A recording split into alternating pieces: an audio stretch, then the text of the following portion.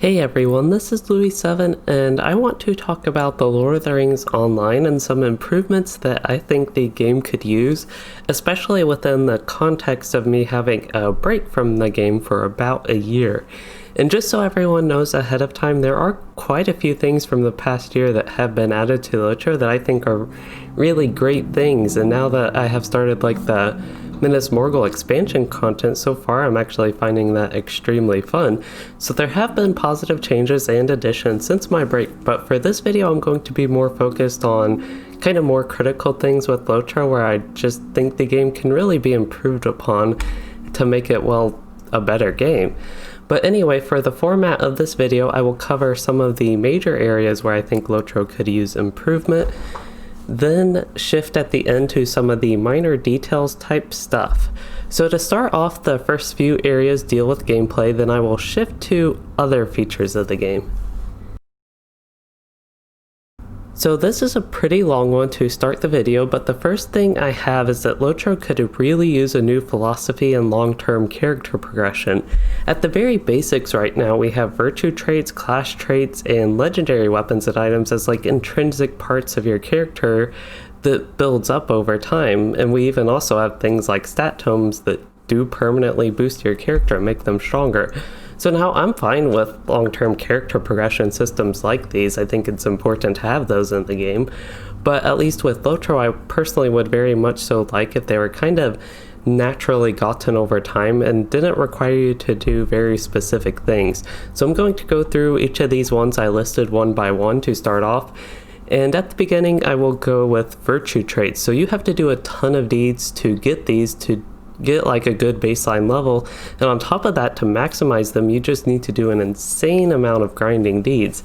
In my opinion, really overall that is not a good thing. Now, the idea of virtues isn't bad in itself, and I think the idea of stats that you can customize with your character as it levels up is actually a good idea, but it really requires way too much time investment, and for it to be such a grindy thing and a long-term thing for your character, I think virtues are actually a little bit too impactful with how they are, just being so grindy and all the time investment.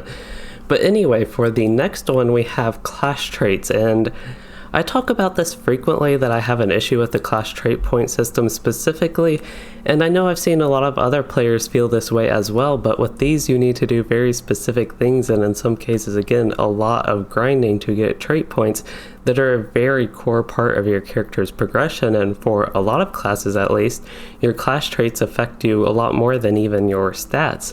So again, the idea here I don't think is bad. The way I think of it is having a system where you can boost your character and specialize them as you level up, and I actually think that's a very good thing.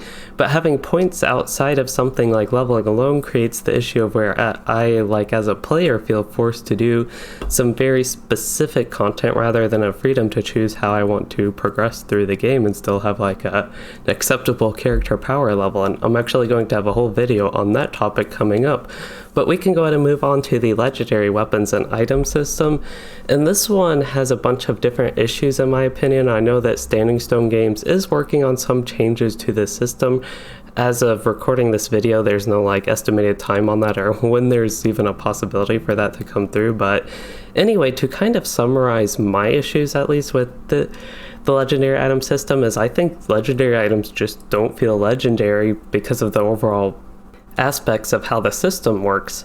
And to be honest, they sometimes feel more like trash than even task items, which definitely shouldn't be the case. And in general, I'm also not a fan of using a bunch of different legendary weapons and weapon swapping in the game.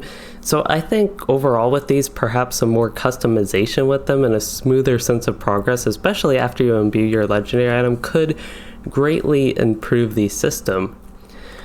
But I will say the last thing for these is I also don't like that I have to put a ton of scrolls and crystals into them for them to not feel useless after imbuing them as well, and that idea just overall doesn't make me feel good about my character, having to do that to again make my character not seem extremely weak and have their legendary items suddenly become useless after imbuing if I don't do that. But anyway, The other system I mentioned is stat tomes, and honestly those just feel paid to win as far as character power goes. There isn't much other way to put it, unfortunately.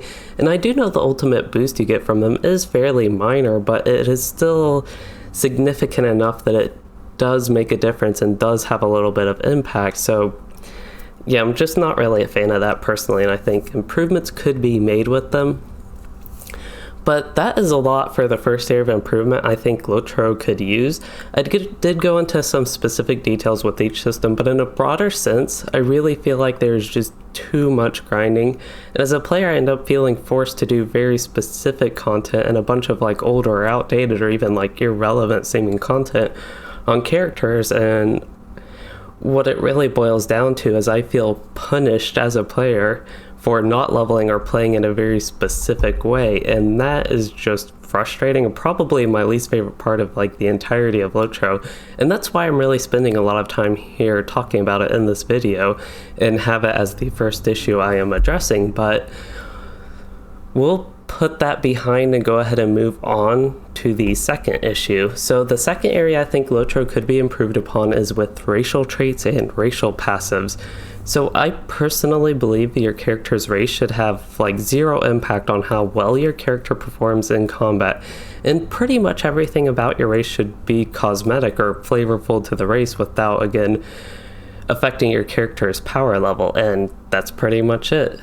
So some things that don't alter gameplay I think can definitely exist as far as I'm concerned. So just thinking of an actual skill that the race gets, I think it's humans, they get a skill called uppercut, and that briefly stuns mobs, and I think skills like that are okay, and even maybe some of the fellowship wide buffs that give your group tiny boosts are okay, as long as each race has these and they're easily accessible. But things along the lines of increased damage for using a certain weapon, to me, makes it feel like I'm forced to play a certain race for any of my characters if I want them to perform optimally. Of course, you can always ignore that, but for me at least, it's always going to be something on my mind, and I think LOTRO as a game as a whole would be significantly better if they removed racial traits like that. And to go on a little tangent, racial traits like the ones for increased weapon damage make me feel used to use a certain weapon type if I were to think about those traits. For example, elves I know give plus 5% one-handed sword damage, so if I'm like playing a warden and want to use a spear, I will be less optimal than if I were to use a sword, which is just frustrating. And specifically like with the warden, one of the biggest parts of their class fantasy is using a spear. So yeah, just on that note, I really think weapon choice should be entirely cosmetic as well. But to quickly summarize the shorter issue is really that I just think character race and weapon choice should be cosmetic and provide no benefits to character power or animation speeds. That's a whole other issue, but anything like that. To move on though, we can cover the third point I have, which is weapon swapping should not be a thing. To me, it just simply doesn't make sense that in the middle of, say, like swinging your sword at an enemy, that you can suddenly and instantly swap to a different weapon to get a little bit of a stronger effect. And the same can be said for swapping between like dual wield and two-handers for certain skills, which some abilities like don't scale correctly between dual wielding and two-handers. So I think that really comes down to the issue of inconsistency between damage and animations of skills between the two fighting styles. And I do want to just note that not allowing you to swap weapons in combat can actually be very problematic, because some people may have like no weapons or even bad weapons equipped just for fun or even for fishing or something like that. And really, any reason you may have like a mob encounter you and you need to get the correct weapon equipped. So if you try to do a fix like that where you just can't swap weapons in combat, that would just cause many more issues. And it would be very bad, but in a different way. That would like temporarily band-aid the weapon swapping issue, but again, just too many other issues coming with that. So the other area where I think weapon swapping needs to be fixed is with legendary items. To keep it simple and short, I don't think carrying around multiple legendary items for certain legacies just for certain skills is a good thing. That again plays into the idea of legendary items feeling not legendary to me, like they're just little things you use and they have no real feeling of legendary, I guess is the best way to put it. But For example, with this, often hunters want to have a regular bow and then at least one second bow for burn hot, and they equip the second bow for burn hot, then go back to the regular bow for combat, and that rotation of weapon swapping just like keeps going on and on and on. And I am just really not a fan of that, and I think improvements could be made there. And this does kind of tie back into the legendary item issue I had covered earlier. So again, with this one, I don't really have a perfect solution here, and just like if you totally prevented players from changing weapons in combat, that would be very problematic. So I think the idea here is it really boils down to issues between the damage and animations of skills that I talked about, and just having it consistent where you don't want to swap weapons in combat would be a really good thing, and it's the same thing with the legendary weapons. But we can go ahead and move on from that to the fourth thing, which is LOTRO could use a change to the monetization system. And I will say this probably would have been like the number 2 biggest issue I had with LOTRO in the past, but to keep this video organized, I did want to cover all the gameplay and character progression improvements first that I think the game could use. But with this one, LOTRO is infamous for its anti-player and anti-consumer monetization systems, unfortunately.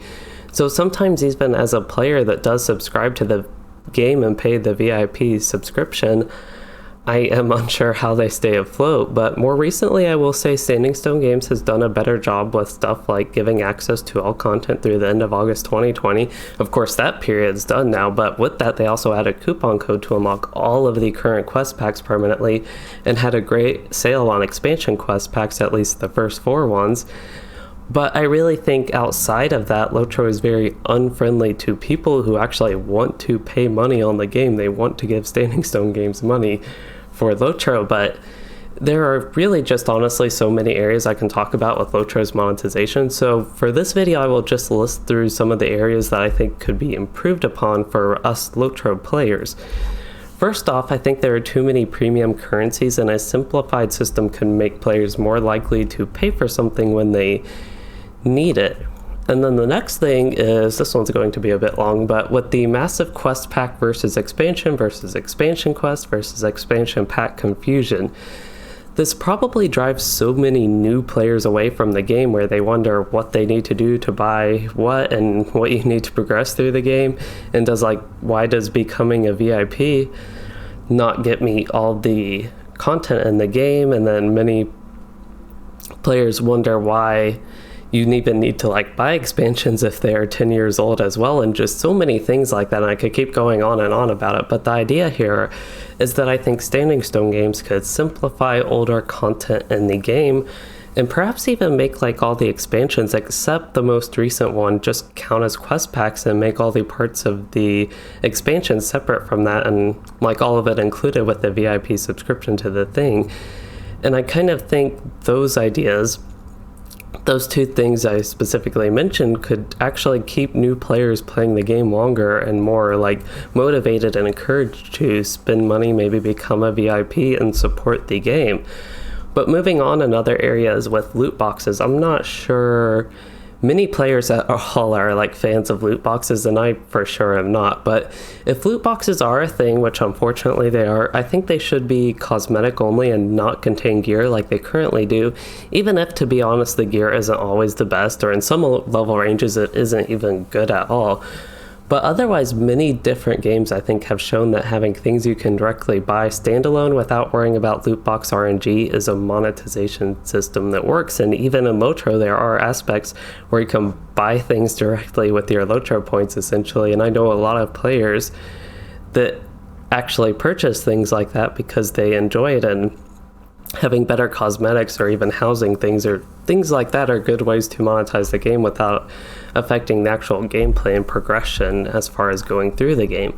But the last specific thing that I will be talking about here is with character boosting items from the LOTRO store, like the stat tomes I mentioned earlier. So many players consider things like this pay to win, and we talked about stat tomes, which again already those do boost your character power.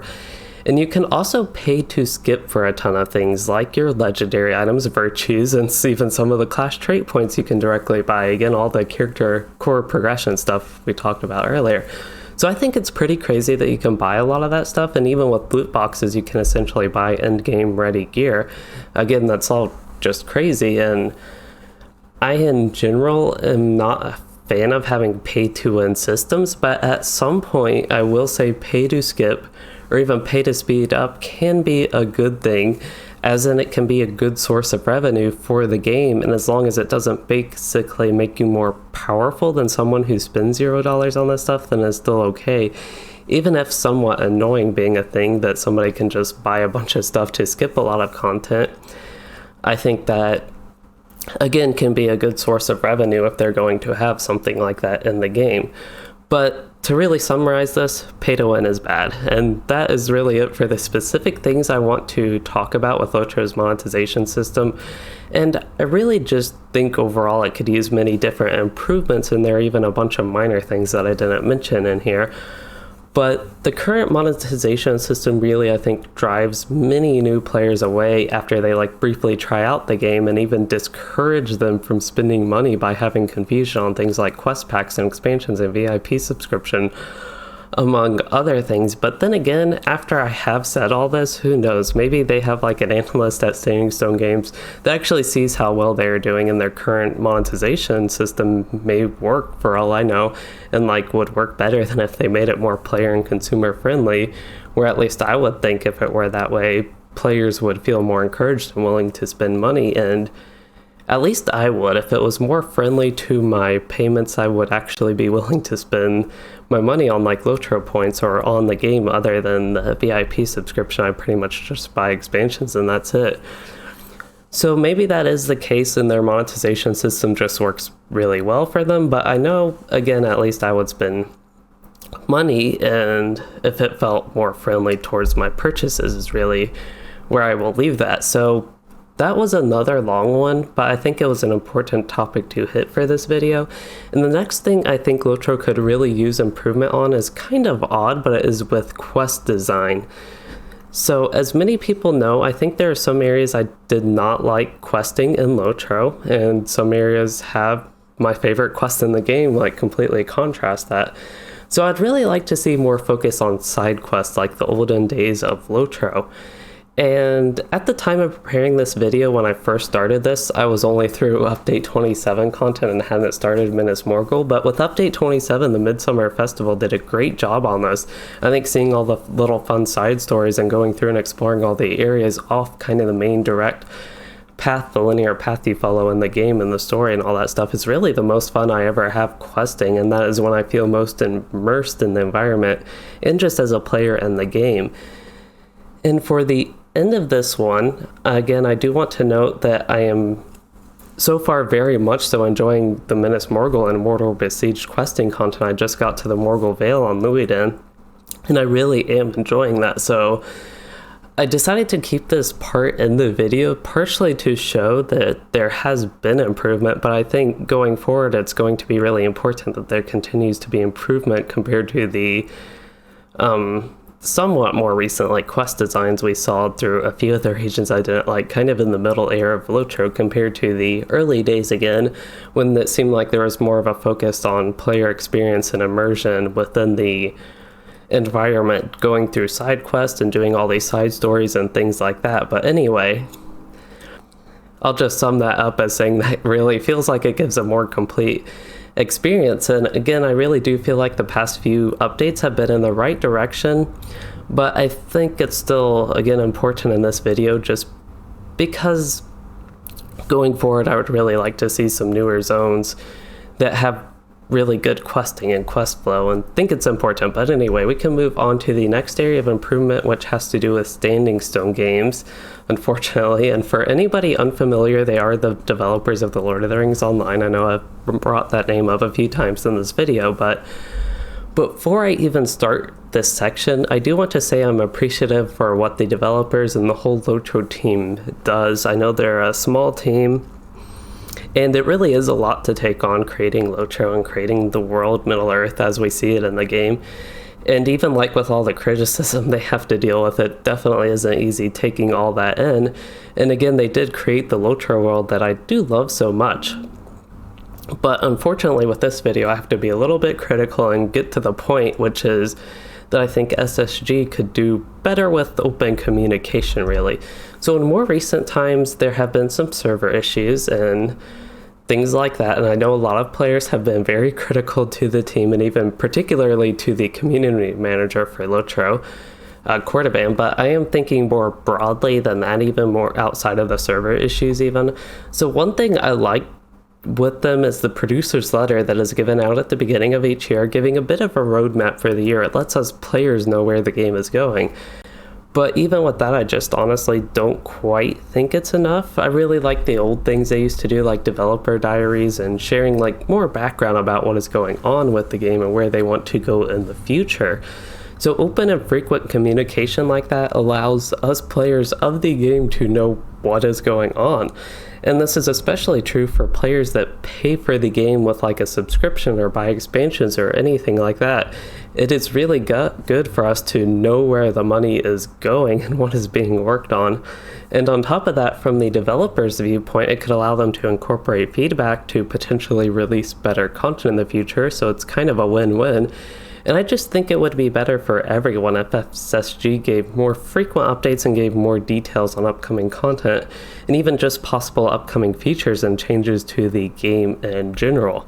Alright, so those are the 6 main areas that I think the Lord of the Rings Online could use improvement on, and because they are the main areas, I really did spend a lot of time on them and go into great detail, but I thought it was important for this video to really share my full thoughts and give a full picture. I do want to shift to talking about some of the minor things, but I do want to mention there are some other things that I don't think are very feasible, even if many players may request them. And I'm talking about things like removing lag, building new servers, overhauling graphics, or making LOTRO 2, and just stuff like that. But again, as promised, I will go ahead and talk about some of the minor changes that I think could help improve LOTRO and overall make it a better game, at least to me. And just to stress this a little bit more, this whole video is of course already subjective. It's like my opinion of what could be improved. But this section with the minor things will be even more focused on my personal tastes within games and with LOTRO. So anyway, the first one here is that book quests I don't think should be required, but they should be optional and provide decently valuable rewards. And I don't think you should be discouraged from doing book quests or anything like that, just not required. But normally I will say I am perfectly fine doing book quests, and at least a lot of the lower level ones, they even do feel optional. But sometimes in LOTRO there are certain rewards, like the clash trait points we talked about, and it makes you feel required to do the book quest. And as talked about a lot in this video, I'm not a fan of that system, feeling required to do something. So maybe going forward in new content, having book quests be a good guide for where to go and still be rewarding. And on top of that, it's just a way to experience the lore and story of LOTRO, which is a great thing. And I know a lot of players enjoy that.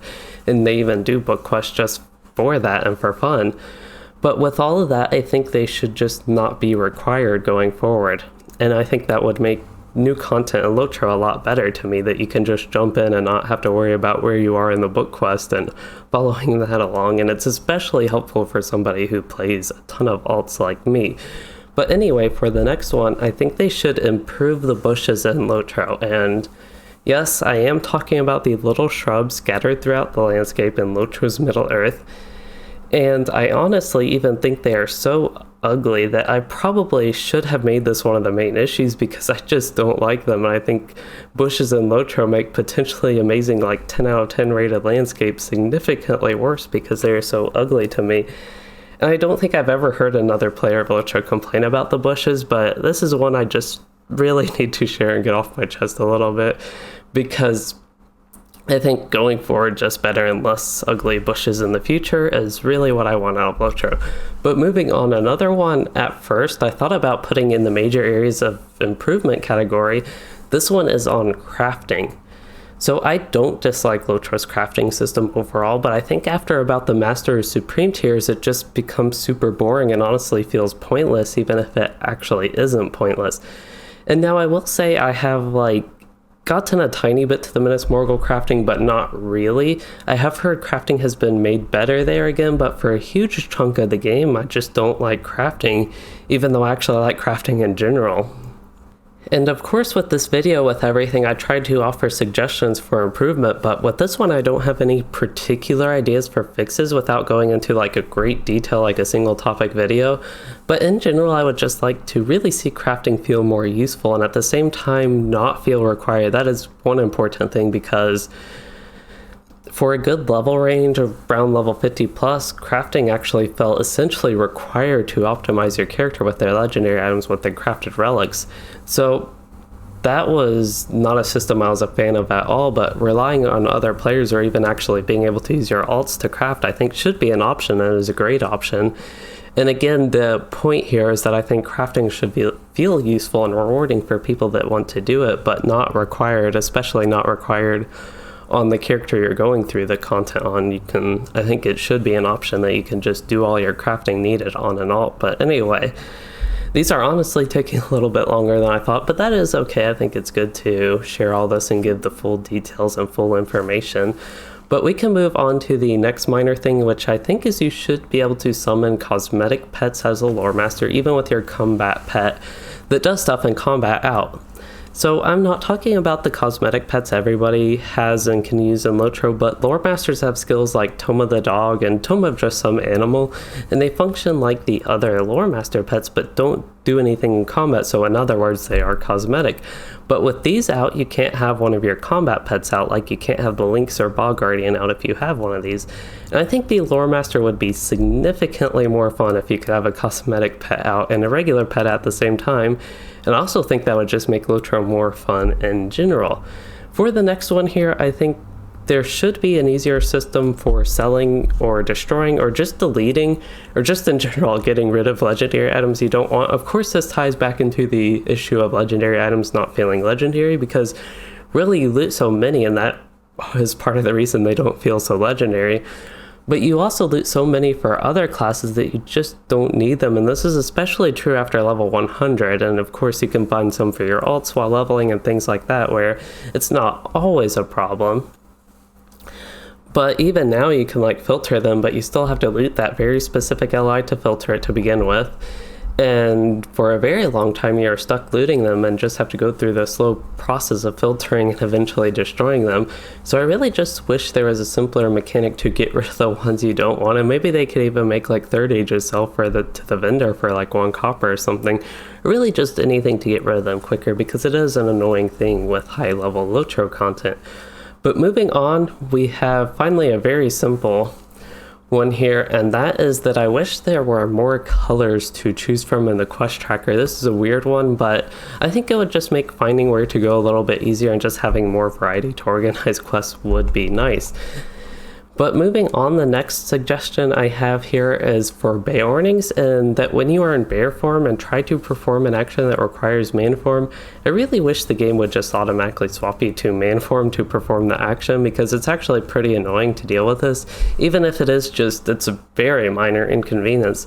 But I do think that change would make the class a lot more fun to play. Anyway, the last minor suggestion I have here is a bit odd, so I'm kind of sticking it in as the last thing I have, at least for this video, which is to allow us to save our graphic settings and load between different settings. So ideally this would function like the way you can save your user interface layout and some settings, and just have that feature applied for the graphic settings would be very nice, because there are many areas in LOTRO where I can easily run like max settings and get great performance, but there are also some areas such as raids in Northern Mirkwood and Minas Tirith and the fancy place of Bree, and places like those where I need to turn some settings down to get better performance. It's also when I'm streaming I generally need to turn my settings a tiny bit down, but I just think having that as an option would be a great quality of life feature for LOTRO and would ultimately make the game more enjoyable. Alright, now I have finally gone through the areas of improvement LOTRO could use, in my opinion. I touched on some of the major things in systems, then shifted to highlight a few of the more important minor areas where LOTRO could be improved upon. And as I have mentioned throughout this entire video, I still like the game, even if I think it could be made better, and some things could use fixing or working on. Again, still like the game, and I'm just really offering my opinion to potentially help make LOTRO better in the future. and also to see what the rest of the community thinks, because I do often wonder if I am just crazy or very unique in the way I play LOTRO.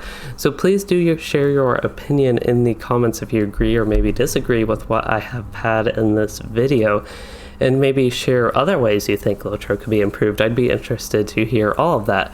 But as a brief outlook for the future, I do have a few more review type videos coming for LOTRO, and yes, some of them will be more positive, but anyway, I hope you all have enjoyed this video and hearing about some of my thoughts on LOTRO, and if you did, please consider liking and subscribing for more or becoming a channel member to support the content, and thanks for watching everyone.